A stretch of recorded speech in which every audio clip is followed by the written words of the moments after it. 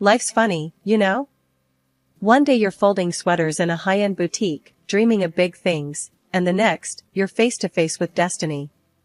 Or at least, that's how it felt when Ethan walked in. But let me back up a bit. My name's Ava, and fashion's my game. Not the flashy, break-the-bank kind, but the smart, stylish kind that says, "Yeah, I know I look good." The boutique was my playground, my school, and sometimes, it felt like my whole world. I could match a vintage belt with a modern dress and make it look like they were always meant to be together. My dream? To turn this knack into a career as an image stylist. Ethan, was it? I asked, eyeing the guy browsing through our new collection. He had that artsy vibe, camera hanging around his neck, like he saw the world in snapshots. Yeah, I'm here for a shoot. Need something that screams urban chic but isn't trying too hard, he said, scanning the racks. I laughed. You're in luck. Urban chic's my middle name. Well, not really, but you get the point. We chatted as I pulled out pieces, mixing patterns and textures like a DJ mixes tracks. He was easy to talk to, and for a guy who spent his days looking through a lens, he had a pretty sharp eye for fashion. You've got a real talent, Ethan said, holding up a leather jacket I'd paired with a soft, floral dress. Ever think of doing this professionally? All the time, I admitted. But dreams and rent don't always align, you know? He nodded. Tell me about it. I was shooting weddings before I could land anything bigger. But you've got to chase what you love. Our banter was cut short by a shrill voice echoing through the store. Ava, darling, where are those scarves I asked about? That was my cue. Mrs. H, the store owner, didn't do patience. On it, I called back, giving Ethan an apologetic smile. Duty calls. He handed me his card. Let's talk. Maybe there's something we can collaborate on. Maybe, I said, pocketing the card. I didn't hold my breath. People threw around "let's collaborate" like spare change, but nothing ever came of it. The rest of the day was a blur of customers, folding clothes, and Mrs. H's demands. But as I locked up the store, Ethan's card burned a hole in my pocket. What if? I thought. Nah, better not get my hopes up. Hey, Ava. It was Ethan, leaning against the wall outside. Grab coffee with me? I've got an idea I want to run by you. Coffee turned into dinner, and dinner turned into late-night talks about everything and nothing. Ethan's world of photography was as colorful and chaotic as mine in fashion. And the more we talked, the more it felt like our paths were meant to cross. Ethan's idea of meeting the family came out of nowhere. One minute we were chilling on his couch, flipping through old photo albums, and the next, he's all, "You should come to dinner with my folks this weekend." Are you for real? I dropped the album, staring at him like he'd just sprouted a second head. Ethan, babe, we've been dating what, a couple of months? Isn't it a bit early for the whole meet the family circus? He just grinned, that cocky smile that always made me roll my eyes and laugh at the same time. They're gonna love you, Ava. And I want my worlds to collide, you know? You, them, all of it together. I could have said no. Could have told him I wasn't ready to jump into that pool just yet. But looking at him, all excited and hopeful, what could I do? I caved. Fine, but if your sister starts measuring me for a wedding dress, I'm outta there. Ethan laughed. Mia? Nah, she's more likely to sell you a knockoff and keep the change. Great. Just the endorsement I needed. Ethan wasn't kidding about his family living large. Their house was like something out of a magazine, all sleek lines and expensive tastes. I felt my thrift shop chic outfit shrinking in protest as we walked up to the door. His parents were the picture of upper-class warmth. His mom, Linda, enveloped me in a hug that was surprisingly genuine, while his dad, Mark, offered a firm handshake and a friendly nod. So far, so good. Then came Mia. She sauntered in like she owned the place, which, in a way, she probably did. So, you're the girl who's been keeping my brother away from us, she said, eyeing me like I was a puzzle she couldn't quite solve. Dinner was a minefield. Every question Linda asked was laced with curiosity and a hint of judgment, while Mark was more interested in Ethan's work, occasionally throwing a question my way like an afterthought. Mia, though, was on a whole other level. "So, Ava, Ethan tells us you're into fashion. Planning to make a career out of selling clothes?" I bristled. "More than selling, actually. I'm looking into becoming an image stylist. There's art in creating an image, a persona. It's not just about the clothes." "Art, huh?" Mia smirked. "Sounds fanciful. And here I thought art was about expression, not dressing up mannequins." I could feel Ethan tensing beside me, but I laid a hand on his. "Everyone's got their medium, Mia.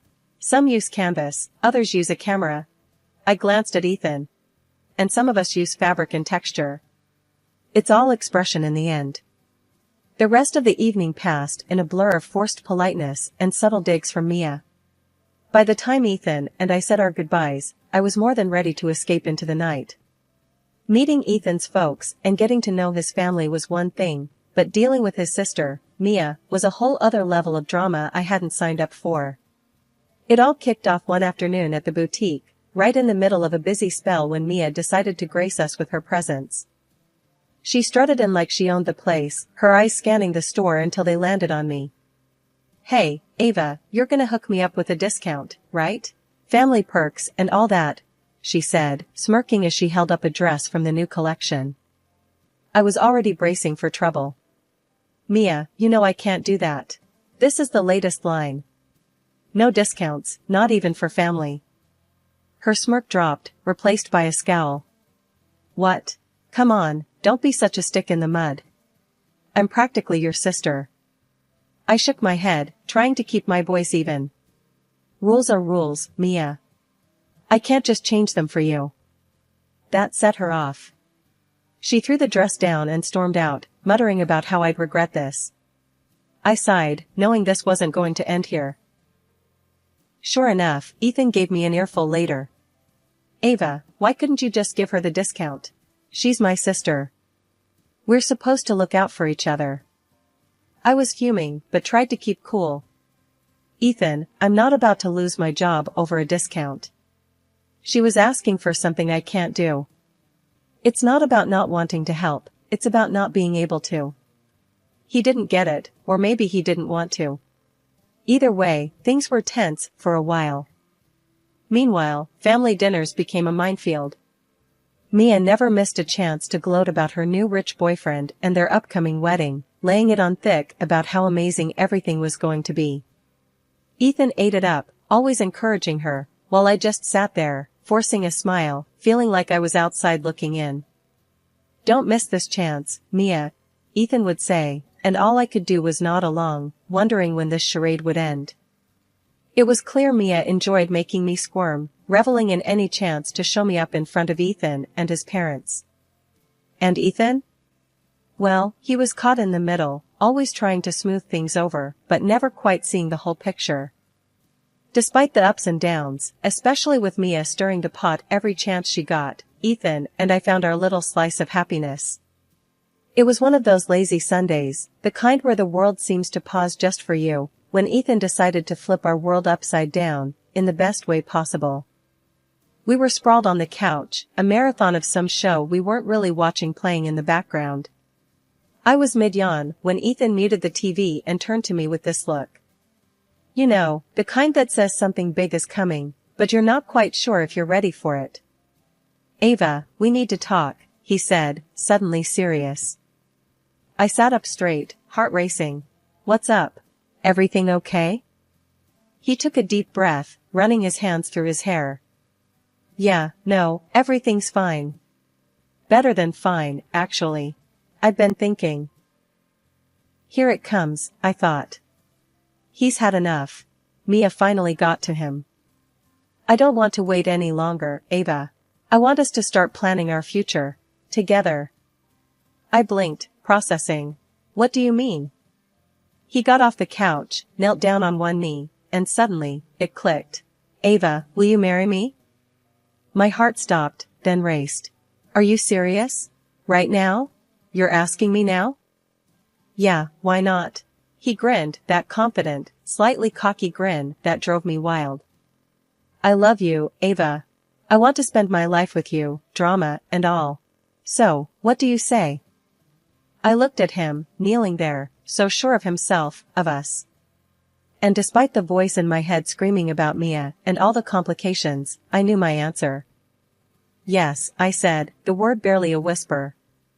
Yes, I'll marry you. Ethan's face lit up, and he swept me into his arms, spinning me around. That's my girl. But then, reality crept in, as it always does. Ethan, you do realize what you're signing up for, right? Your sister, my job, us, it's not going to be easy. He set me down, his hands on my shoulders, looking me straight in the eye. Ava, I don't care about any of that. We'll figure it out, together.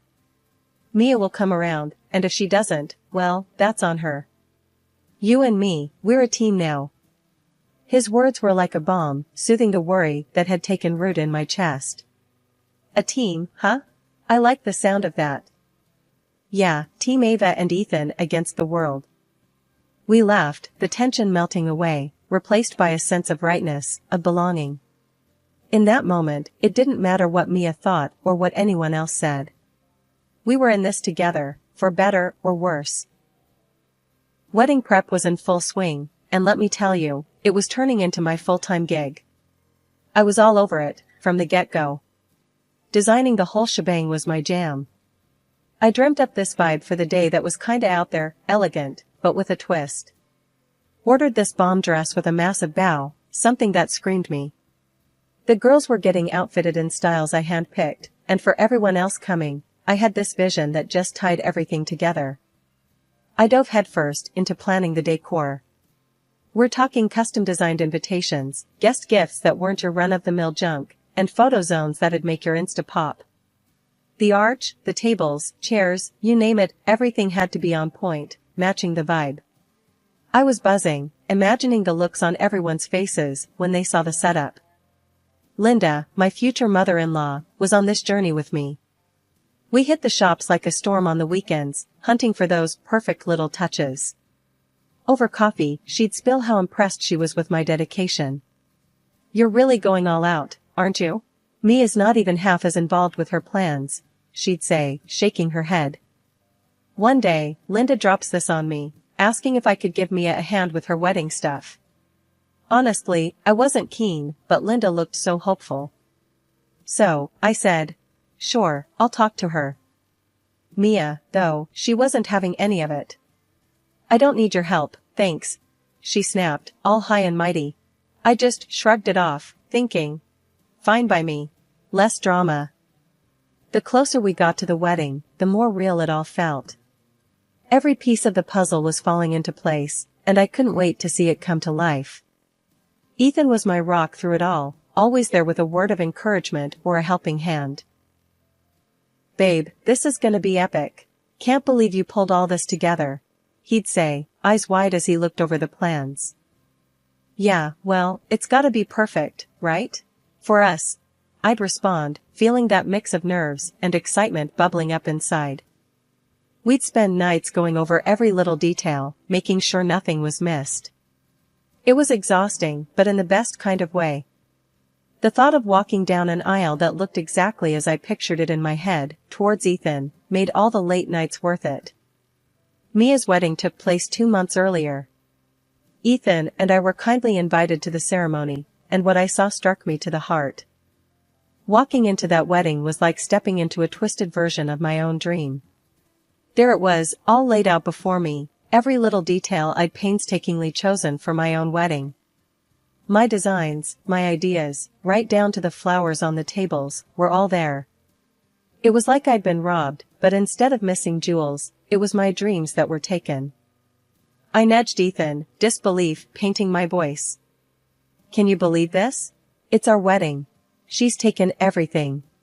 Ethan glanced around, his discomfort obvious. Babe, it's fine. Let's not make a scene. It's her day. Her day? I couldn't keep the incredulity out of my voice. It's supposed to be our day. She's wearing my dress, Ethan. And that's my bouquet in her hands. As Mia made her grand entrance, looking like a carbon copy of what I'd imagined for myself, the sting of betrayal bit deep. The guests oohed and awed, snapping pictures of the decor I'd poured my heart into. Their joy was a knife in my gut. I turned to Ethan, desperation clear in my plea. She's stolen our wedding. How can you be okay with this? Ethan, always the peacemaker, just sighed, his gaze fixed on anywhere but me. Don't do this now. It's Mia's wedding. Don't ruin it. Ruin it? The irony was thick enough to choke on. I was the victim here, yet somehow, I was being asked to play nice, to smile and nod while Mia paraded around in my dream. The urge to flee, to run from this mockery of my own plans, was overwhelming. But as I stood there, surrounded by stolen dreams, a fire lit within me. No, I wouldn't run. This wasn't just about centerpieces and dresses, it was about respect, about the sanctity of my ideas. Ethan, I said, my voice low but firm, this isn't right. You know it. I need to know how she got her hands on my plans. He looked at me then, and I could see the worry in his eyes. But before he could respond, Mia was upon us, beaming in her ill-gotten gown. Isn't it just perfect? She gushed, oblivious or indifferent to the turmoil she'd caused. I forced a smile, my mind racing. It's something, all right. Tell me, Mia, where'd you get the inspiration? Her laughter tinkled, fake as the facade we were all maintaining. Oh, you know, here and there. A girl has her sources. After these words, she importantly walked away from me to the guests. Sources. The word echoed mockingly in my head. My sources, my plans, my wedding. Ethan tried to steer the conversation elsewhere, but I was done. Done playing the understanding fiancé, done watching my wedding play out in front of me like some cruel joke. I made my way to Linda, who stood next to Mia, soaking in the praises showered upon the stolen decor by oblivious guests. 6 months of planning, Mia boasted, and Linda nodded along, pride written all over her face. Fueled by a mix of hurt and determination, I confronted them. Who came up with this? Who's the mastermind behind the wedding design? My voice carried over the murmurs, attracting curious glances. Mia's confident smirk faltered under my gaze. The guests, sensing the tension, fell into an uneasy silence. Linda, caught off guard, turned to me. Is everything all right, dear? Before I could reply, Ethan was at my side, his hand on my arm, attempting to lead me away. Let's not do this here. It's Mia's day. He repeated it in a whisper, a plea in his voice. I yanked my arm away, my voice rising, despite my best efforts to stay calm. Why, Ethan? Why did Mia steal my wedding plans? How did she even get my dress? Mia's eyes darted to Ethan, her facade of innocence crumbling. Ethan, with a sigh of resignation, faced me. Look, our wedding was still a way off. I thought. Mia could use your ideas. And the dress, it saved money. I stared at him, my mind struggling to process his words. You gave her my dress? My ideas? And you think it's okay because what? It saves a few bucks? The justification hung heavy in the air, tainted with betrayal. Ethan, faltering under my gaze, added, we can always push our wedding back, let people forget about the design. I'd do anything for my sister. Mia, emboldened by Ethan's support, couldn't resist a dig. I just had to have that dress. It was too beautiful to pass up. And now you can say you're following in my footsteps. That was the last straw. My vision blurred with tears of frustration and heartache. I faced Ethan, the guests, the entire room.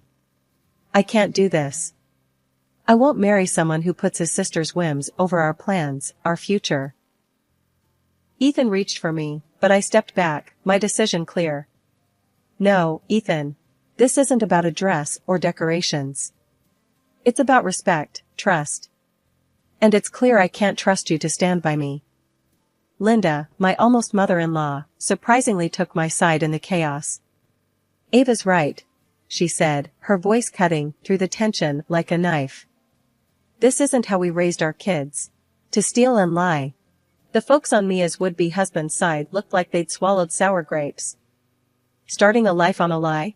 That's no foundation for a marriage, they muttered, disappointment etched deep in their faces.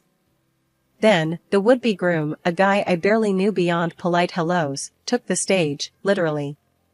Grabbing the mic, he declared, "There won't be a wedding today. I can't marry someone who's okay with such deceit." His eyes met mine for a moment, and though they were filled with apology, I couldn't find it in me to feel sorry for Mia. Mia's reaction was something out of a bad soap opera. Tears, screams, and then, as if to punctuate her outrage, she threw her bouquet to the ground and started stomping on it. A part of me wanted to laugh at the absurdity of it all, but the sadness in Linda's eyes stopped me. Ethan, my now ex-fiancé, seemed more concerned about his sister's theatrics than the mess he'd helped create. "Look what you've done, Ava.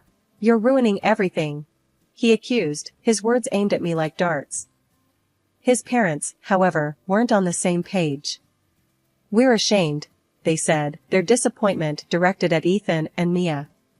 "Ashamed to have raised children who think this is okay." Walking away from that mess, I felt a mixture of relief and sorrow. Relief that I'd dodged a lifetime of being second to Mia's whims, and sorrow for what could have been if Ethan had been the partner I thought he was. After the storm comes the calm, they say. And in my case, after a hurricane of emotions and a tornado of drama, I finally found my peace. It wasn't overnight, mind you. Took a good chunk of soul-searching and a whole lot of me time. But I got there. One afternoon, sitting in the quiet of my living room, surrounded by sketches and fabric swatches, I realized I was finally doing what I loved again. Designing, creating, dreaming. Only this time, it was for me. My phone rang, breaking the silence. It was Jenna, my best friend, her timing impeccable as always. "Ava, girl, how's the world's next big wedding stylist doing today?" Her voice was a warm hug over the phone. I chuckled, shaking my head even though she couldn't see me. "Getting there, Jen. Actually working on a new project right now." "That's my girl. Hey, remember that boutique on 5th? The one we loved? They're looking for a designer to revamp their bridal section. Sounds right up your alley." My heart skipped a beat. "Really? That's huge, Jenna." "Yeah, you should totally go for it. Show them what you're made of." And I did. I poured my heart and soul into a portfolio, showcasing not just my skills, but my vision, my passion for fashion that told a story, that celebrated love in all its forms. Walking into that boutique, portfolio in hand, felt like stepping into a new chapter of my life. The interview was more of a conversation, a shared excitement for what weddings could be. And when they offered me the job on the spot, it was more than an opportunity. It was validation. A sign that I was exactly where I was supposed to be. But amid the new beginnings, there was one loose end that needed tying up. Ethan. The whole wedding debacle left me not just heartbroken, but financially in the lurch too. So, I decided it was time to square things away, for my peace of mind. I met Ethan at a quiet coffee shop, a neutral ground for what was sure to be an uncomfortable conversation. "Ava, he started, but I held up a hand, cutting him off. "Ethan, save it. I'm not here to rehash what happened. I'm here about the wedding, the one that didn't happen because of, well, you know why." He nodded, looking down at his coffee. "Yeah, I know. I want compensation, Ethan. For the moral damage and for the costs of the wedding that didn't happen because of your actions. It's only fair," I said, my voice steady, stronger than I felt. He sighed, rubbing his forehead. "Ava, I know I messed up. How much are we talking?" I slid a piece of paper across the table with the numbers written down. "It's not just about the money, Ethan. It's about acknowledging the impact of what you did." He looked at the figure, winced, but then nodded. "Okay. I'll make it right, Ava. I owe you that much." "And Ethan," I added, meeting his gaze squarely, "this is the last time we do this dance. From here on out, we go our separate ways. For good." Walking out of that coffee shop, I felt lighter. It wasn't just about the money, It was about standing up for myself, about drawing a line and demanding respect. It was the final step in a journey that took me from being the victim of my circumstances to the architect of my future.